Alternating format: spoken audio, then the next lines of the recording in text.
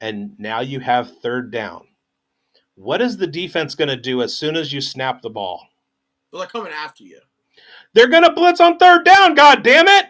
Every single time the Saints had third down, the other team blitzed and destroyed Derek Carr.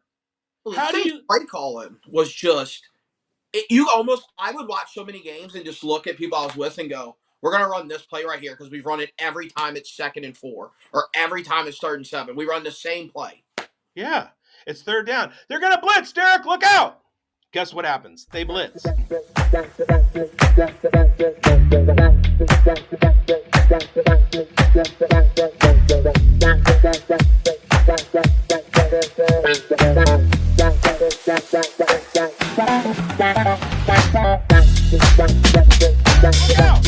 Guess what happens? They blitz. I want to welcome my guest, Buddha Cheese. If you can tell from the colors, the gold, the black, the purple, the gold, the Bayou Bengals, we got ourselves a Louisianan in the house. I'm excited for this. Where are you right now? I currently live in Dallas, so I moved Okay. here about 3 years ago. Uh, Trying to get the people around here to be some Tigers and some Saints fans. But hey, you're in Cowboys country here, so it's tough with the Saints. They're not Yes. hearing a lot about it. And SMU is I mean Yeah, they're starting to get back onto the national scene after a break away for a while. So that'll hurt. Dallas is cool. There's a lot to do here. It does kind of get repetitive at times, but all in all, I mean, it's got everything you would want to do. Yeah. The weather kind of stinks, to be honest. I mean, coming from Louisiana, you're used to the humidity, uh, and the storms and stuff like But that. it does, like in Dallas, dude. I mean, it gets like 105, 107. You don't get that in Louisiana, really. It gets like 98, 99. Not really. What are you doing in Dallas? What do you do? I am a sales guy. Is my day job. Just do sales and then get home and do content till pretty much I go to bed. There it is. So, what is your favorite movie and why is it Wolf of Wall Street? My favorite movie, it's a Christmas movie. It's probably The Grinch. I love The Grinch. Nice. The reason I asked that was because one of my guests, one of my partners at playerprofiler.com, Johnny Tuma, shout out Johnny. I had him on. He's a salesperson. I am a former salesperson. I used to be a salesperson in Arkansas, actually. Okay. And I said, what is your favorite? He said he was a salesman. I said, what is your favorite movie? And why is it Wolf of Wall Street? And because I was going to lead into sell me this pen. And then he just stopped shocked and he goes, how did you know that? I was like, I didn't. It's a trope. Like, what is blank and why is it like, what is your favorite blank and why is it this? And sales, sell me this pen, Wolf. It just like, it all came to, and it happened to be his favorite movie. And he didn't try and sell me a pen. So Yeah, I don't know if I could sell you a pen either. I don't. it's real easy. You just make sure that I need a pen. Yeah, Hey, yeah. I need to write this check out to you. I'm going to leave it blank. So here you go. Sign it.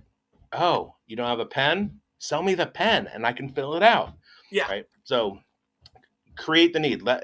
Bring yourself to the level of the customer and help them find their need. So you said you were from outside New Orleans. Where outside New Orleans? I am from Reserve, Louisiana, so I'm like 30 miles from New Orleans, 30 miles from Baton Rouge. I'm almost in the dead middle. That's where I Okay. was born and raised. No, I went to Okay. college in Shreveport, so a lot of my bar time is up in Shreveport, which Okay. is So the you're a north. tech guy. Is the No? I went to Centenary College. I actually played baseball. Centenary. Oh, nice. Okay. Shreveport, Louisiana baseball, home of William, Nuschler, The Thrill, Clark, Yeah, my personal hero. Shouldn't have gone to my Mississippi State. Should have stayed home. But yeah, he is Shreveport. And the Giants used to have a minor league affiliate there, the Shreveport Captains. yeah, and the stadium's still there, and it's run down. It's like overrun with like all kind of rodents and stuff. It's a weird deal. That's an urban trip. Like you go out there and just kind of like run around. That's pretty cool. Yeah, it's actually, like right. actually, The Independence Bowl. It's like right next. It's like right next to it. They almost share a parking lot. So you played baseball at Centenary. Were you pitcher, second baseman, So I catcher? went. So I went to college as a catcher because I'm about 5'8". At that time in my life, I was 215. Got there. We actually signed the kid that signed with me as a catcher and being our best player in our program. Weirdly enough, he's from the Bay Area. Okay, And then nice. I was like, I'm gonna play second. So I did that, and I played second my whole career. That I've been a ball player my entire life. Still play. I'm an infielder. I can't play outfield. I grew up in little league. I played catcher. Moved on to third base when I was in high school, Okay. and then continued at third base into my 20s, 30s. Got a little bit older. Transitioned over to first base, but I love playing second. Second is probably the most fun position to play, just because I don't have the I have the reflexes and the arm for shortstop. I just don't have the total top speed that you need. Um, so second base has always been. I love turning two from the shortstop is my favorite thing. You sound kind of like me, you know. I think we got the same. I didn't have the range to play that side of the infield. I, Yeah, I had second worked for me. I didn't have to have a ton of range. I just need three steps to the bag. I can flip this double play Yeah, as long as I it's didn't hit have to to the right do a whole side. lot. I didn't have to Right. move a lot. That baseball is my first love. It's actually how I got into like writing and the sports space and all Okay. that stuff. I used to have a Raiders blog years and years and years ago, written for McCovey Chronicles on SB Nation. I had a college baseball blog for Minor League Ball, which was a blog on SB Nation by John Sickles, who was a scout, and I developed the college section of it. And one of the long form articles I did, it was mostly like each week I would come up with, all right, these are the things coming up to look for this coming baseball weekend, and then like a College World Series preview and conference championships previews and stuff like that. But I started a long form series about who is the best college baseball program of all time. And the first two pieces, one was on LSU and the other was Mississippi State. So Really? I figured you yeah, throw USC in that mix. uh, it was single programs, and I didn't get that far into it. But those College World Series teams with Skip Bertman were just some of the most dominant baseball teams ever. And then you look at Mississippi State, and they put out Will Clark, Bobby Thigpen, Rafael Palmeiro. I mean, they were just stacked with major leaguers. So it was early '90s LSU and then early '80s Mississippi State were the two big contenders. There have been other great programs. USC is great. Arizona State has had some time. Phenomenal. Miami has been fantastic. Yeah, Florida kind of same State, time frame as LSU. Those Miami teams, they yes. kind of mirrored each other a little bit. Yeah, and if they had been in the same conference, they'd have just beat the shit out of each other, and well, LSU probably would have beat the shit out of them. Uh, okay, so last favorite restaurant, Daisy Dukes in New Orleans. Never been. Never Oh even my heard of god. it. Okay, so next time you're in the city, go to Daisy Dukes. Look it up. It's right off of Bourbon Street. It's not actually in the French Quarter. It's French Quarter adjacent, and it's Okay. this little tiny cafe diner place. They have the best fried green tomatoes I ever had in the South. We're talking 5 or 6 states in the South. Best fried green tomatoes, period. And when the last time we were there, bottomless hurricanes for $8. Yeah, that'll put you to sleep. Yeah, That'll be you'd be lights out. it didn't put me to sleep. It put me onto Bourbon Street, drinking daiquiris out of a big fishbowl, Sazeracs, Crystal at 4 in the morning, and a hot dog from the hot dog cart, and then driving up to Crowley the next morning with my partner in the back seat, laying down, going, "Can't stop driving. I'm gonna vomit." And yeah, it was. Thing, well, moving to Texas, it was weird because I moved here right after when COVID was going on. It was like after the big rush of COVID, but it was right at the end of 20. And Yeah, here they had just announced restaurants are doing takeout drinks. And I was like, yeah. what are people freaking out about? And they were like, you're not. you're from Louisiana. Like, Right. we don't You do this. This is new here. you get open liquor beverages out of the drive-through. Yeah. They're Stop like, it.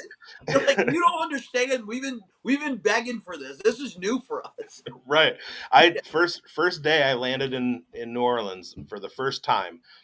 We pile into my uncle's car. We're driving from New Orleans up to Crowley. My brother and I are in the back seat. There's an ice chest between us. My uncle says, "Hey, hand me and your dad a beer." In the ice chest are a 12 pack of beers. I pull two out, hand them up to my uncle and my dad. My uncle cracks it. He's driving. We're driving up the freeway. We're drinking. There's the big like lawn median. A Louisiana state trooper is coming back the other way. My uncle tips his beer to him. Hey, trooper says hi. Yeah, that's I was like, where are we? He goes, yeah. oh, you can drink and drive. You just can't be drunk. Yeah, it's a bizarre thing. I'll tell you a little story real quick. My wife and I's first date, I wanted her to know what she was getting involved in. We went to Fayetteville to watch LSU play Arkansas. We go in a bar, hanging out. It's the Friday night. We come out. I get in trouble with the police because I'm holding a beer on the Right. sidewalk drinking it, and the cop is like, "You can't do that." And I was like, "I'm over 21. Like, we can relax here." And he was like, and then he saw me, and he was like, "We have our state has laws, so you can't do that." And I was like, "Well, this place stinks." We have laws too. Don't Yeah, go in the bayou without a flashlight. like, dude, like this is ridiculous. That so I went to college in Arkansas. Grew up in Northern California. Went to college at Arkansas Tech. Okay. That's halfway between Fayetteville and Little Rock. Tiny little D2 school. You can't enter Arkansas as a resident unless you learn the hog call and pledge to woo pig suey every time you have a chance. So that was fine with me. I my heart is with UC Davis and the University of California Golden Bears. I pick up University of Washington, LSU. I have reasons for liking the Florida Gators. I lived in Arkansas, and it is Arkansas Razorbacks fandom is totally ubiquitous. There's nothing else. So it doesn't matter if you go to Arkansas Tech or if you go to Henderson or if you go to UALR or if you go to Northwest. You're a Hogs fan first, and then your alma mater second. So game day Saturdays from on Interstate 40 from Fayetteville to Little Rock, it's nothing but cars with Arkansas Razorbacks flags and stuff like that. It's a very different environment from Northern California and the Bay Area where nobody gives a shit, right? Yeah. Right? Everybody's So, in it. like I said, a guy that I played college ball with came from the Bay Area, and his first, college football weekend in Louisiana, he was like, "What are y'all doing?" Yeah, He's like, "I like the Niners." He's like, "I'm a Niners fan." He's like, "I watch NFL football. What are y'all?" He's like, "I don't." He's like, "I might have watched 35 college football games my whole life." right. It's a different level of sports fandom and people who are I mean the area I'm in, we're spoiled. We have two Major League Baseball teams, or we have one and a half Major League Baseball teams. We had, while I was growing up, two uh, NFL teams. We have two NBA basketball teams. You throw in the San Jose teams. Within 70 or 80 miles total, you have like all kinds of professional sports. But then you go somewhere that has none. And I mean, even like you even have the Saints. That makes like Southern Louisiana different than, or South Central Louisiana different than say Arkansas because they have nothing. The Dallas area, the Houston area, San Antonio, it's different. Missouri has professional teams, Mhm. but you go to like Tennessee before Memphis basketball was there.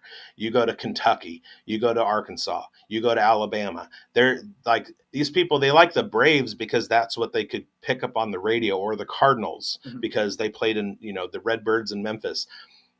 College and high school sports are absolutely nuts in King, those places. it's king. I mean, it runs everything. Right. Even in South Louisiana, like the Saints are huge, but LSU is king. Like for instance, I am a huge Saints fan. Like unhealthy most of the time type Saints fan. But if you were to look at me and say, would you take a Saints Super Bowl or an LSU national title? I probably would lean LSU national title. Yeah, that's tough. I'm trying to think like, would I take Cal winning the BCS or whatever the tournament over a Raiders Super Bowl? And I think I would go with college too, just because it's that much harder. And the passion is there, and it Yeah. feels so. It's hard to like 19 LSU in 19 was I cried like I was in full tears. Yeah, that was such a good team. Okay, so when did you get the bug to like start creating your own content? Because I know from my own experience that it's just me sitting on Twitter, reading some things that other people are writing, or TikToking or whatever, like posting videos of themselves doing it, and then me kind of going, "Hey, I can contribute more than the comments. I can start tweeting myself." And then I start looking more into it, and then I get deeper into it, and then I get into analysis, and then I'm like, you know what, I can do this. So how did you do it? Because to be honest, I was introduced to you by somebody who knows me well enough to go, you're gonna like this guy. And the first the first moment I saw you, I was like, I'm gonna get him on my show. And this dude goes, I knew exactly that's what you were gonna do. um, so your content is great, and you haven't blown up yet, but you're gonna. So how did you first start your love for it? So I during COVID, like a lot of people, I got on TikTok. I used to send my buddies videos on Friday of me just chugging drinks. And I did one before an LSU game, and I was already pretty good pregame. And my buddy was like, "Yo, post that on TikTok," and it got like 1,000 views, and I thought I was a celebrity.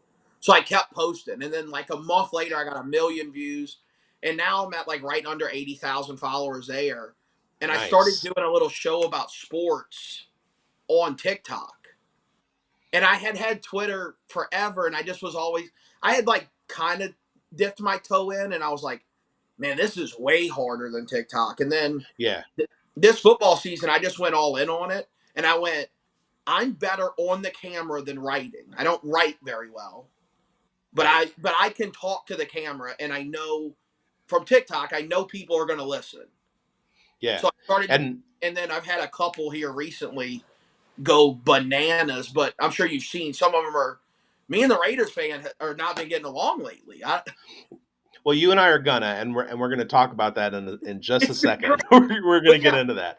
but yeah, Um, it's been about 3 years I've been doing it, and Twitter's been the most fun I've had doing it because it's quick. It's just bang bang. I love that. It's very whatever you want to talk about it, and I love that. Yeah, I started on Twitter.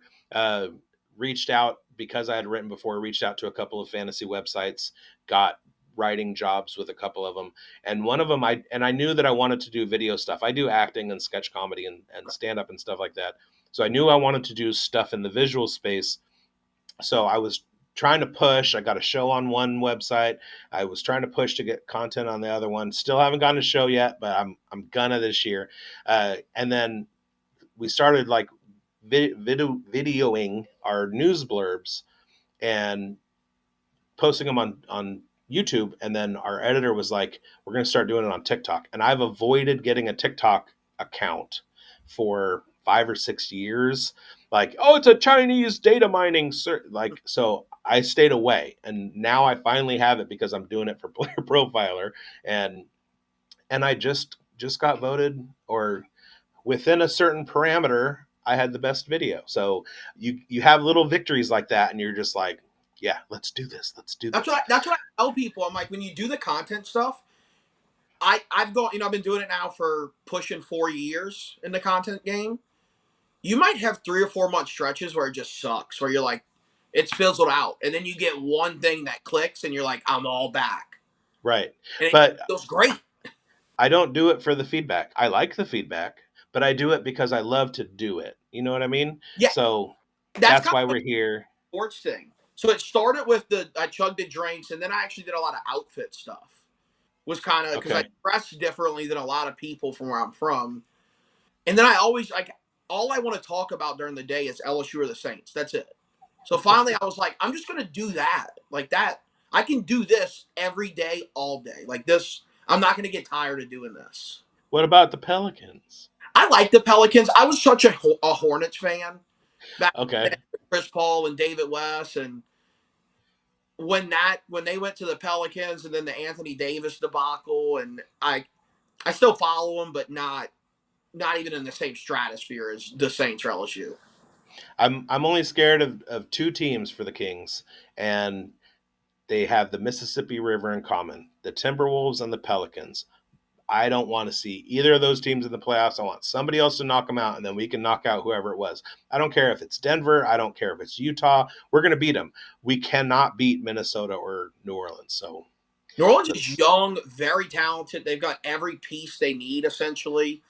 It, I mean, they're a yeah, scary team.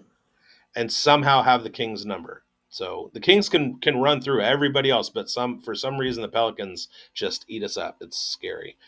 Okay, so now let's get into the Saints. Now, I'm going to tell you, I'm not just a Raiders fan.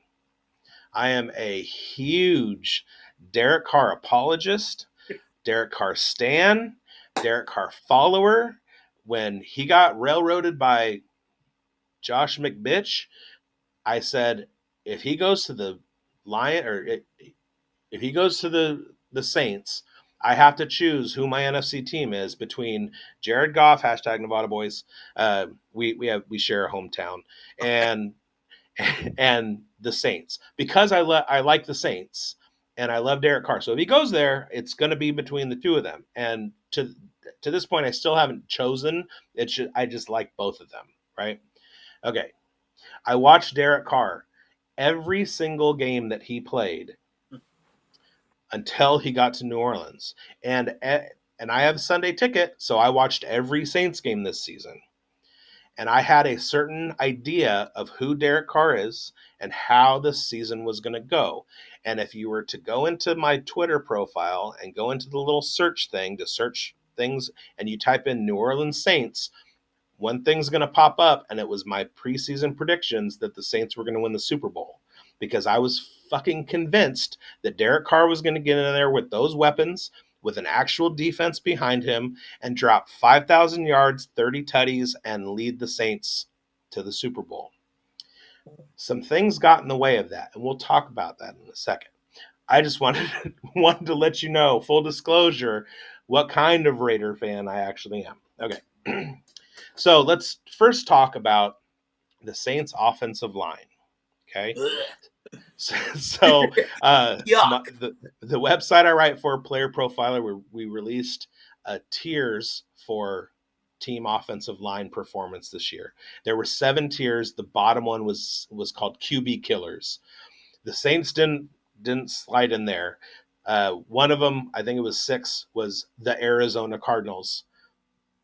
They were tier 4, average and forgettable. Now, I wanted to ask about how much the offensive line was affected by the offensive coordinator play calling versus their own abilities because I saw some things. But what's your take? Was the fault of the defensive line? Could they have been better for better play calling, or were they just not up to it? And Trevor Penning is a bust at this point.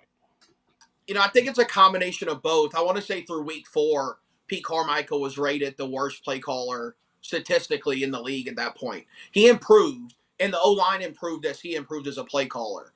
Now they're definitely undermanned. Trevor Penning has not been good. Andrus Pete's got to play left tackle at the end of the year. So yeah, they're definitely undermanned. I do think Eric McCoy, our center, is very good, but it's a pivotal part of the O line. But if you don't have anything else around it, that's better than serviceable. Right. You're gonna get what you got, and that And sometimes it can take offensive linemen 2, 3, 4 years to kind of like get their feet under them. So it's not like all is lost for Penning. I mean, he's only what, a second or third year player. You want him to come in and contribute, especially at the draft pick that they grabbed him, but not all is lost. Now, There is a possibility that they lose Andrews Pete at the end of the year. They're not great in cap. Their cap shape isn't fantastic, and as a free agent, he can demand maybe more money than they're able to do, unless he wants to kind of give them a discount and stay with the squad. Do you have a take I on don't. that? I think Pete dips. I mean, he's a swing guy. He's a swing offensive lineman, like to his core. He's played inside and outside. He's serviceable to better than serviceable. And for the Saints, but the only thing the Saints have for him is he's kind of got to be a full time starter with them. The thing about offensive lines though is you want a lot of continuity. So you can see a good offensive line that cycles through players and they don't really do well. But when you have an O line that has a squad, 5 guys that stick together for a couple years, you can really build something. And one of my theories that I didn't consider going into the season, well, I I did consider going into the season, but I kind of like didn't give it enough value. Was time to gel for an offensive system, a new quarterback, things like that. Missing Kamara, dealing with Michael Thomas some more, some of the things that were preseason hopes for the Saints that kind of didn't come to fruition. Later on, the offense started to gel. We started to see some like real production out of Carr, better play calling, like you said, from Carmichael, things like that. Now, I'm gonna. This is something that I picked up on, and I'm not saying that I'm the level of an offensive coordinator or a defensive coordinator. Although I did go to a high school game earlier this year to support a family friend, and I noticed that every time one of the running backs lined up on the line, they threw the ball to him. So and he was never covered the entire game. And after the second or third time of seeing that, I'm in the stands yelling at the DC, they're going to throw it to number 2. And guess what? Every time he lined up, they threw it to number 2. But so I pick up on things. Yeah, All yeah. right. So you don't literally have to close your eyes, but close your eyes and imagine that you're the Saints offensive coordinator. It's second down. You run a running play that everybody knows is coming. The hole is gapped, and now you have third down. What is the defense going to do as soon as you snap the ball? Well, they're coming after you. They're going to blitz on third down, god damn it! Every single time the Saints had third down, the other team blitzed and destroyed Derek Carr. Well, the How do Saints you play calling was just I would watch so many games and just look at people I was with and go, we're going to run this play right here because we've run it every time it's 2nd and 4 or every time it's 3rd and 7. We run the same play. Yeah, it's third down. They're going to blitz, Derek, look out. Guess what happens? They blitz. Now, again, I watched every single Derek Carr game from the first day that he was in Oakland to his time with the Saints. I understand that he can get happy feet. I understand he can get a little skittish in the pocket. But guess what? He's not the most athletic fella. And when you have 320-pound athletic men like just completely coming down on him, he's gonna crumble. He's not an escape artist. He doesn't extend plays. You have to know that, which means that you have to account for the blitz on third down. I watched Derek Carr break his ankle on Christmas Eve in 2016 when they were supposed to go to the playoffs. He was in the conversation for MVP that season, living his best life. He came back from that, and as soon as he got back from that, he broke a vertebrae in his back being sacked. Those were the 2 injuries that he sustained in his entire time with the Raiders. He had a pulled groin one time, but he was back the next week, etc. He was injured. He had more injuries this season behind that Saints offensive line than he had in his entire career up to this point, right? You have to be able to protect the quarterback. I understand that Saints fans were very frustrated with Derek Carr. Very frustrated. I And I saw can it get online. it whenever you're ready. I can touch on why. Yeah. But the guy, when he has time in the pocket and he's got guys that are catching the ball, he made Nelson Aguilar a wide receiver one. He made Michael Crabtree a wide receiver one. He made Zay Jones a wide receiver one. And all of those guys had their career years with him as their quarterback and then went on to make a whole lot more money than if they had never come to the Raiders in the first place. So he can make your wide receivers better. You don't see Patrick Mahomes doing that. Derek Carr can do that. He's done it everywhere. Devontae Adams had one of his worst years. Guess what? He still had 1,500 yards receiving in 2022. And Carr didn't even play the whole season. Okay, so tell me about the Saints fandom and where they see Derek Carr. So, as the season has wrapped up now, and I've had time to get out of blinders mode and kind of look and reflect on it, Derek Carr played very good the last 2 weeks of the year. That I think a lot of the issue though derived from one, again, you gave him a massive contract with a ton of hype behind it. So you expect we're going to roll into the year and have a franchise quarterback. He looked far from that the first 8, 9, 10 weeks of the year. Right. And a lot of the gripe was the happy feet problem. He got stuck on a lot of reads early in the year. I thought and that was an issue. There's a lot of instances of guys wide open and Derek not throwing the ball to him. Mm-hmm. And that was frustrating. Very frustrating because there was multiple games that we could have won, you feel like, if he hit some of those guys. And then the other thing that and this is not his fault. The play calling was horrible. Derek Carr, in my opinion, is in the elite category of play action quarterbacks. Mm-hmm. Yeah, All the absolutely. play action, he plays with rhythm, and he hits guys in stride, and he plays great. I thought the Saints incorporated way more play action at the end of the year, which gives me hope for next year that he's going to be better. Right. But I They think the inability to perform under pressure consistently this year, and then the end of the game would throw 2 touchdowns with 5 minutes left and you'd lose. It was like, I don't want to hear about your stat line. right. Why were we so bad the first 3 quarters and then you magically figured it out? Right. And that kind of has been his MO. Not only game to game, but season to season. So 2021, 2021, Raiders had 4 games that they had to win to finish out the season. They had just lost Gruden. Rich Bisaccia was their head coach. Mhm. And basically what happened was Derek Carr goes out on the field. He reads the defense, decides what he's going to do against the defensive alignment that he sees, and march down the field. And he beat 3 teams that were favored to win. They run off 4 in a row, including that last game, week 18, which essentially was everything about the playoffs previous to that year against the Chargers. Marches down the field. He's game-winning drives. He's do it at the end of the season. I don't know what it is. I'm kind of the same way in my life. Like I'm not good unless it's like, oh shit, go time. Now I need to perform. You know what I mean?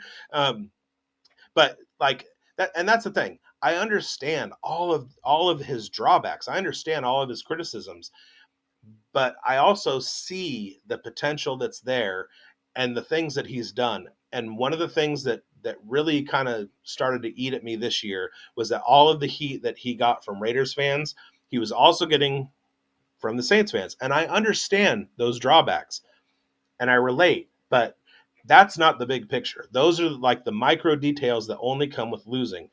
If you're 12-5 and winning that division and or 13-4 and have home field advantage in the playoffs, nobody's talking about how ticky tack his feet can be when he starts getting pressured. They're talking about his game winning drives. They're talking about the things that he does great. One of the I, stats that I saw, sorry, that's go ahead. that's any quarterback in the NFL. Winning makes you a great quarterback. Losing makes you a bad quarterback. As much as I necessarily always agree with that notion, that Right. it's just the reality of how people view quarterbacks in the league. And I would push back a little bit just because I would say that's most quarterbacks. I'm sure if Josh Allen, well, that's a bad one because he gets his fair share of criticism too. Patrick Mahomes. Nobody's talking about Patrick Mahomes not being good right now. They're talking about how bad his receivers are. It's just assumed that Patrick Mahomes is a good quarterback. There's no criticism that's on him. And I said before, and I've said in podcasts before, Patrick Mahomes doesn't necessarily make people around him better. Juju Smith Schuster came to the Chiefs, didn't do that great. He had a bunch of guys that aren't necessarily good. He doesn't make better. Tyreek Hill goes away, starts setting records with Tua Tagovailoa. Patrick Mahomes is not winning a whole lot because it's easier to like clamp down on Travis Kelce when you don't have anybody else elevating that team. And Mahomes can do it with his feet, but not necessarily with his arms. So receivers don't come there and get better. But you're going to find over the next 3-4 years with Carr in the building that wide receivers coming in from free agency and rookie guys, they're going to start having career years when they're with him, as long as they stay healthy. Because if Michael Thomas had been healthy and productive this year, him and Olave could have absolutely destroyed everybody.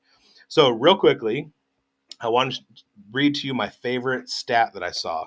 I don't know if you saw that. This is from at Jeff Nowak, at Jeff_Nowak on Twitter. Derek Carr's 2023 seasons, hashtag Saints. Before Eric McCoy yelled at him, 65.9% passing, 219 yards per game, 11 touchdowns, 7 interceptions. After Eric McCoy yelled at him, 76% completion percentage, 254 yards per game, 14 touchdowns, and 1 interception.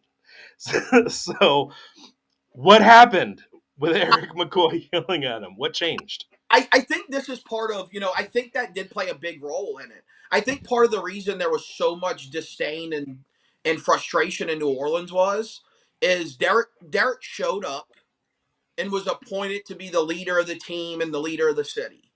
Now he's filling shoes of Drew Brees, even though there's been guys in between. Derek Carr gets signed, and people immediately go, "We've got our guy that's going to lead the city and the team." Derek struggles early. The Saints fan base gets on him. He doesn't necessarily respond well. He Right. kind of has an attitude in press conferences. Everybody kind of throws on the hat of this guy's not good, and he's got an attitude of the city.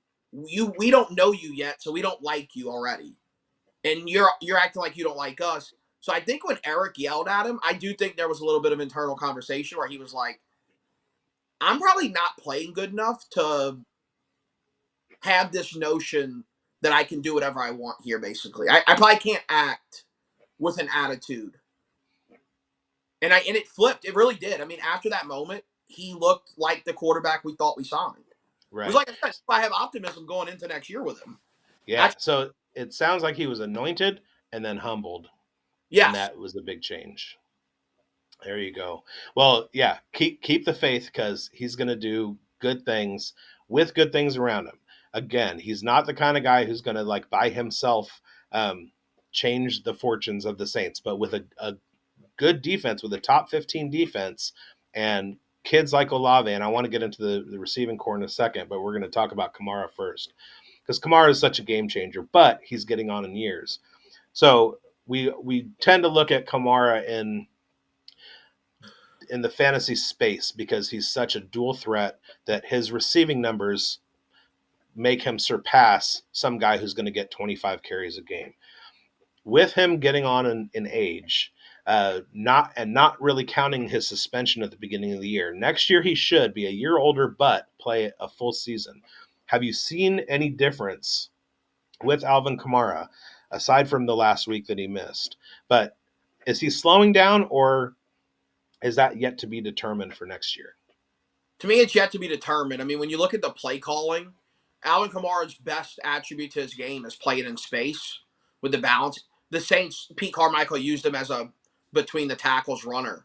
And then he kind of was the emergency safety valve.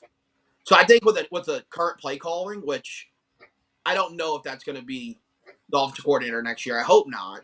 But with that offensive coordinator and that scheme, I don't. It's hard to tell. I mean, I think he does take a step back Now, because how much of that role for him was because of the injuries to Miller and Jamal Williams? it's hard to tell because it took place when you did have Williams. It took place when you had Jamal. It still was going on. So Okay. it's hard to tell. I mean, I just don't have a lot of faith in the play calling for Kamara. Is there any noise to like make Carmichael go the Matt Canada route at all? There's noise about Pete Carmichael's going to be gone, but nothing from the team really. It's all just reports of I've heard this, I've heard nothing official. I don't know what they're going to do with him, and Pete Carmichael's just not a good play caller. Now, what about Dennis Allen? Dennis Allen, to me it seems. You got to see him in with the Raiders. And it Hmm. feels kind of the same as it did there. He doesn't feel like he does a great job of getting a grasp from the locker room. I think he's the opposite of a player's coach. And I think it's why he's a great defensive coordinator, because I do think what he does well, and when people watch this, Saints fans are going to be furious at this statement. I think Dennis Allen is actually good at the X's and O's side of football. I just Hmm. think he's a horrible motivator, and he has no idea how to galvanize a group of guys to be like, we're going to play hard and fast. And he doesn't know how to make changes. Right. That so people that have watched me before will know that I've said this many, many times. There are three different types of coaches in the NFL. There are X's and O's guys, are people leaders, and there are the rare guys that are both. Mike McDaniel in Miami, he's a both. He's an absolute genius and he knows how to talk to people and get them going. Antonio Pierce in Vegas is a total leader of men. Yeah. Excuse me. Josh McDaniels was an X and O's guy that nobody wanted to listen to. He's So, got the Dennis Allen problem. It's same, right. feels like the same type of guy. No motivation whatsoever. Just like, we know you're smart. Stop acting like you're the smartest guy in the room and like tell us what we need to hear. So I can see that because when Allen was the coordinator in Oakland, they did really, really well. And when he was the head coach, they didn't do so great. Um, there were lots of other mistakes beyond that, but Well, we that's don't what he need to. did in New Orleans, too. When he was the defensive coordinator in New Orleans, our defense was playing the best it had since the Dome Patrol days. Yeah. And then he gets to be the head coach, and it's like guys don't care what he's talking about. You see it at the end of the game where he tells them to kneel a ball, and the players just openly defy him. So, what are your odds on John Gruden coming in and being a permanent employee of New Orleans next year? Knock wood if you're with me. I think it's greater than 40%. I don't know if I necessarily agree with hiring him. I think he's a great football coach. I just don't know if you want all the other stuff that comes with it Sure. while the fan base is already criticizing every move you make. I don't know if bringing a guy like John Gruden is going to make the fan base happy. Right. Yeah, and what made that so awful was losing to the Bucks, like losing the Fal- Those are teams that are so beatable if you have your shit together. All right. All right. Let's talk about this wide receiver core Yeah. because in fantasy football, I'm a high share owner of Chris Olave. I took chances on Rashid Shaheed last season into 2023 and love me some AT Perry. That receiving core, even though Perry and Rashid Shaheed are not necessarily like your frontline NFL guys, what do you think of the state of that receiving core moving forward? What do you think of those guys specifically, and what's going to happen with Michael Thomas? So I'll start with Michael Thomas. I do think Michael Thomas. I think he's gone. I think both sides have tried to make that relationship work to every extent possible, and it just clearly hasn't. He's not playing. So I think he's gone. Now, the state of the receiving core, I'm actually a huge fan of the Saints receiving core. I think Olave's a legitimate one. I think Shaheed's one of the better deep ball threats. He's an electrifying player. And A.T. Perry came on late and showed he can be a big body playmaker and kind of be what Michael Thomas was going to be in the offense, the sure handed physical player. So I'm very high on the wide receiving core for the Saints. I think they just, and it's a very young receiving core too, very young. Yeah. Do you like Perry out of the slot as a big slot guy, or do you like him better on the outside? I like him out of the slot. I think he offers a little bit more there, and because of how physical he is, I like him out of the slot. But he does have drop problems. That was kind of his thing in camp. That was his thing coming into the draft. Seems to be cleaned up, but that's going to linger over his head until you get a big enough sample size. Okay. And moving forward, say Michael Thomas leaves the team, is there any hope for him for the rest of his career, or is he just too much of an injury liability at this point, too much of an ego trip for the actual production on the field? I think there's future for him. I think a good landing spot for a guy like Michael Thomas is like Kansas City. I think Mahomes Mm, is a sure-handed receiver, and the injury bug and stuff you can say about Michael Thomas, but one thing you can't say about him is that he drops balls. He's very sure-handed, and I yeah. think Kansas City could use a sure-handed physical receiver. Yeah, and for hopefully for his sake, he stays on the field. All right, the last thing that I want to talk about with the Saints, and this is another guy who I had just huge hopes for, Condre Miller. There was a lot of talk preseason that with Alvin Kamara missing some time, Condre Miller was going to be that satellite third down back. He was going to get a ton of touches. Jamal Williams was going to be the pound the rock guy. Condre Miller was going to get the rest of it. That didn't happen. And Condre Miller, who didn't have any injury concerns in college coming into the season, missed so many games with concussions, hamstrings, all that kind of stuff. What do you see for his role moving forward? And for those of us out here who are playing fantasy, is Condre Miller somebody that you would invest in? Um, does he have a role moving forward to be like productive for the Saints? Yeah, I absolutely think so. Watching him play in that Falcons game to end the year, he got his upside is legitimate three down back, and I think there's a world that exists that he's the leading back in terms of production next year in New Orleans. I think that Okay. So you don't think necessarily that it's gonna take 2 more years for him to get there. There's a possibility it'll be next year. no, with Kamara aging and Jamal Williams seemingly not having the explosiveness that you thought you were going to get, Kendrick has the explosiveness from step one, and he pass blocks well, which means he'll be able to stay in the game for three downs. Right. So I Okay. I think next year could be a huge year for Kendrick Miller. That's so good to hear.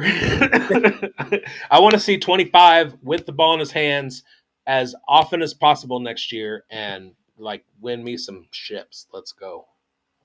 Yeah, I think you might be happy with that. I mean, watching him, I really think he could be the feature back next year Good. with Kamara kind of being and Kamara losing a step, getting older.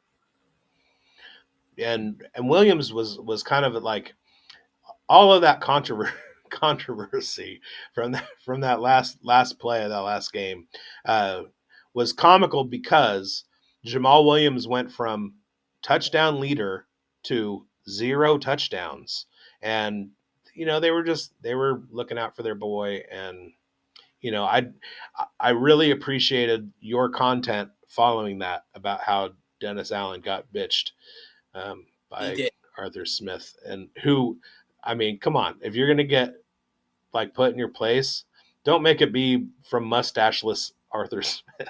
If you're gonna get punked, you can't. It can't be Arthur Smith, the guy that's only gonna have his job for another 3 hours, and it can't. Right, It's your biggest rival. I mean, worst right. combo of all time. That was that was sad to see.